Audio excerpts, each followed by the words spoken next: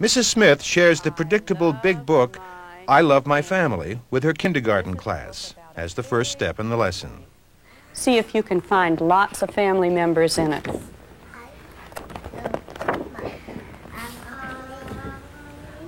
I love my brother.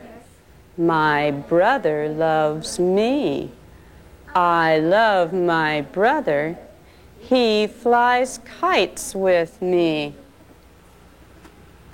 My family, my family.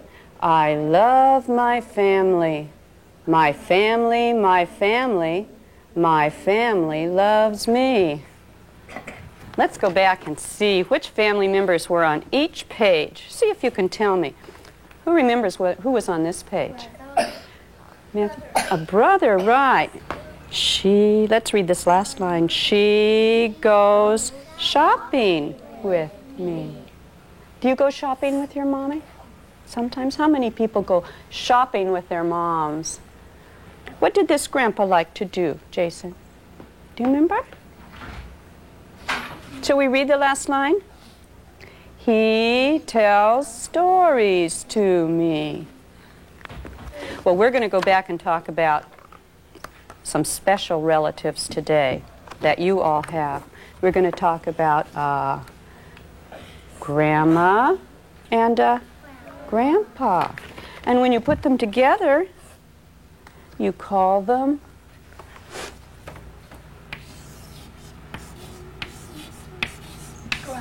grandparents. When you put them together, you call them grandparents, right? That's your grandma and your grandpa. Oral language development continues as the children talk about familiar experiences. Key vocabulary forms a cluster of ideas for a learning web on grandparents. This activity prepares children for the storytelling of the Polish folk tale Naughty Marysia. Well, boys and girls, I have a story to tell you today. And my story has a grandma in it. In fact, this is an old story that came from a country far away called Poland. Now, this is a very, very old story. In fact, a great-grandma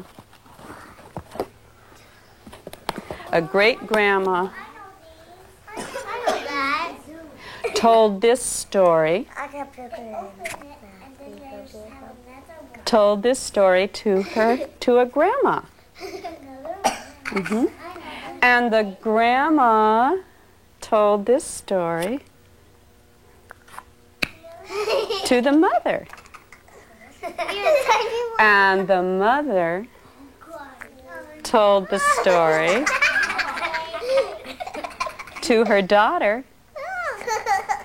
And this daughter told the story to her very little girl.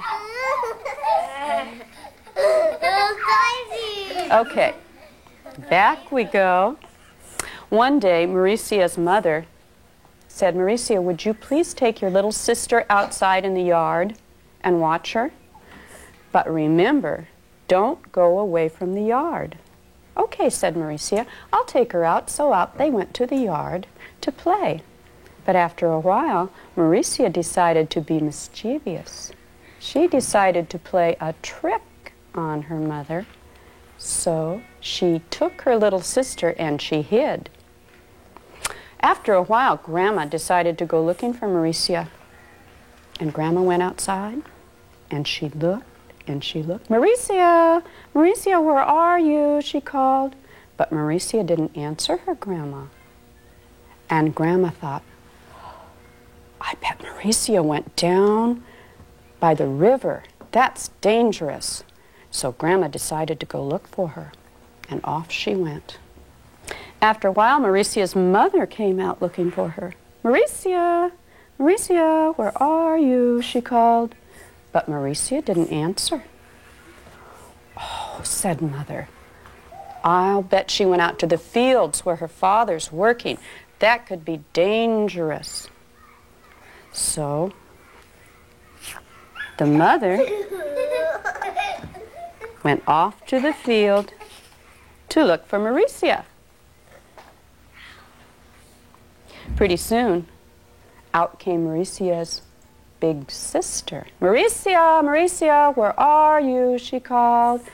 But Mauricia didn't answer. "Oh," said her big sister, "I'll bet she went to the village to get some candy. I want some too."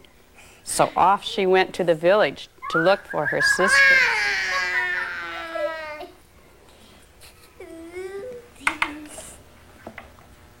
And when they'd all gone, out from her hiding place came naughty Mauricia.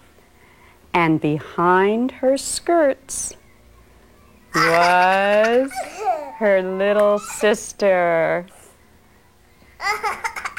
And they laughed and laughed at the trick that they'd made. Now, who is this? Baby. And where was she hiding? Norma? Under Big Sister's skirt. That's right. So let's put her right back in there. Bye-bye, little sister. And who was this? Charleston, who was that? The mother, right. And where did Mother go looking for her? Do you remember where the daddy was? In the fields. Who was the big one, JJ? Grandma? Grandma. And where did Grandma go looking? Mauricia? Mauricia. She said, "Mauricia, where are you? Where did she go look for her?" Michael? At the river, right. Good. Now, how would you like to color some nesting dolls that look like this? Would you like to make some like this? All right, here's a picture of some little dolls that have no faces and no coloring on them. Let's see if there's enough of them. 1. Okay. Boys and girls, you notice there's some dotted lines on here. What do we usually do with dotted lines, Norm? Right. Today I want you just to color, and we'll cut them out later. Okay? Mrs. Smith encourages children to share the stories they have been thinking and talking about during the art activity. How many grandmas were there, Christopher? There were 5 grandmas. Oh, 5. And there were grandma was trying to get a cherry in the tree, and they fall down. A cherry? Is this the cherry tree? Mm-hmm. Oh. And the cherry fell down? No, her fall down. Oh, the grandma fell down. Uh-oh. Then what happened? And her take her home. Uh-huh. And that's all. And that's all. That's a good story. There are lots of grandmas in your story, Christopher. Christina, do you have a story to tell? Not yet. You're not ready yet. Okay, Jason? Okay, how about if you stand over here and tell the kids? Oh, that's fine. You can stand. Okay, tell us about your story. One day. Nice and loud. Can you tell? One day.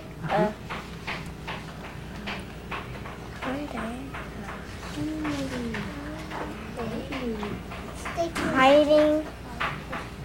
Who is hiding? Everybody. Oh.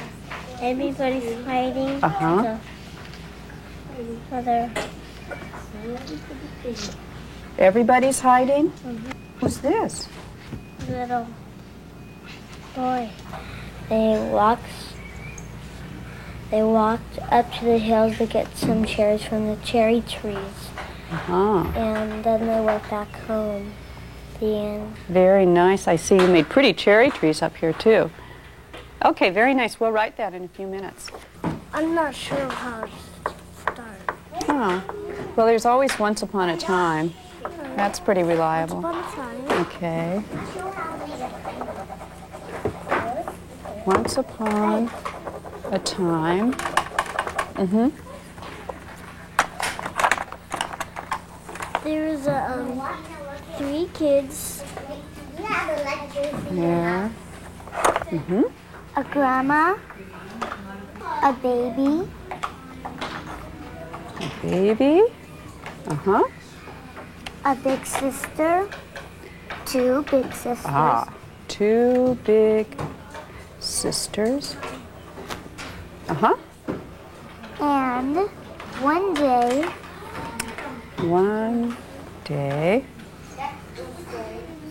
Mother said there were 3 dogs. 4 dogs. 5. There were 5 dolls. Okay. They wanted to walk at the woods. They wanted to walk at the woods. Okay. The reason that I like this program in my classroom is I have a variety of children that range all the way from a child like Matthew to my practically non-speaking students, and this response to total language is universal. This is a student in kindergarten.